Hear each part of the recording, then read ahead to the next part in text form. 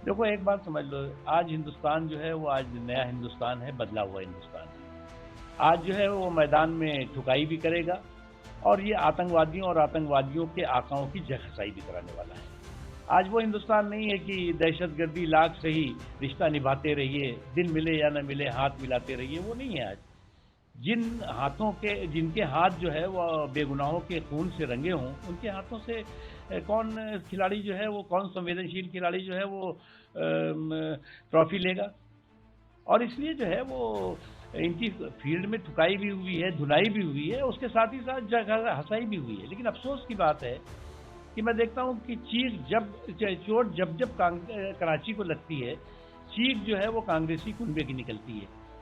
अरे भाई, चोट लगी है कराची को, आतंकवादियों के आकाओं को, और आपकी चीख आपकी निकल रही है। तो इस चोट और चीख की अजीब सी जुगलबंदी है।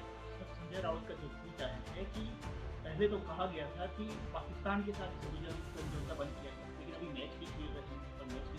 अच्छा, आप ये बताओ, इनको पहले इन लोगों से ये पूछिए कि आप जो है वो हमारे देश के जो है वो शानदार खिलाड़ियों के साथ हैं या जो है वो इन आतंकवादियों के आकाओं के साथ हैं। आप जो है वो किसके सुर में सुर मिलाना चाहते हैं? इन हमारे शानदार खिलाड़ियों ने संवेदनशीलता कुछ के साथ जो है वो, जिन लोगों के हाथ जो है वो बेगुनाहों के खून से रंगे हों, उनके साथ उनसे वो ट्रॉफी लेने से अगर मना किया तो इसकी ये गर्व की बात है और आपके लिए ये सवाल की बात होती है। तो ये आपकी आदत बन गई है कि सवाल और बवाल करने की हर मुद्दे पर। सर, तमिलनाडु में बीजेपी की जो रैली थी, डॉक्टर विजय की रैली, उसमें 40 लोगों की मौत हुई। उन्होंने इंडिपेंडेंट सीबीआई की जांच की थी, लेकिन आरोप है एनडीए की तरफ से कि पुलिस की परमिशन जो दी गई थी उसको पूरी तरह बहुत दुखद घटना है, बहुत अफसोसनाक घटना है। इतनी बड़ी संख्या में लोगों की मृत्यु हुई, बहुत लोग जो है वो घायल हुए हैं।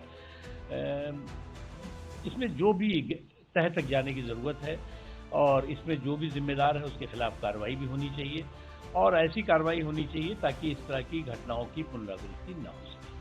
सर, राहुल गांधी ने एक बयान दिया है कि जो लद्दाख में 6 शेड्यूल दे देना चाहिए सर, सोनम वांगचुक और लद्दाख। देखिए, ऐसा कुछ लोगों की क्या आदत हो गई है कि अगर जो है वो कहीं पे छोटी सी भी जो है वो चिंगारी दिख रही हो तो उसको जो है वो कैसे आग में बदल दो, कैसे जो है वो आग में जो है वो घी डाल करके और पूरे के पूरे इलाके को जला दो।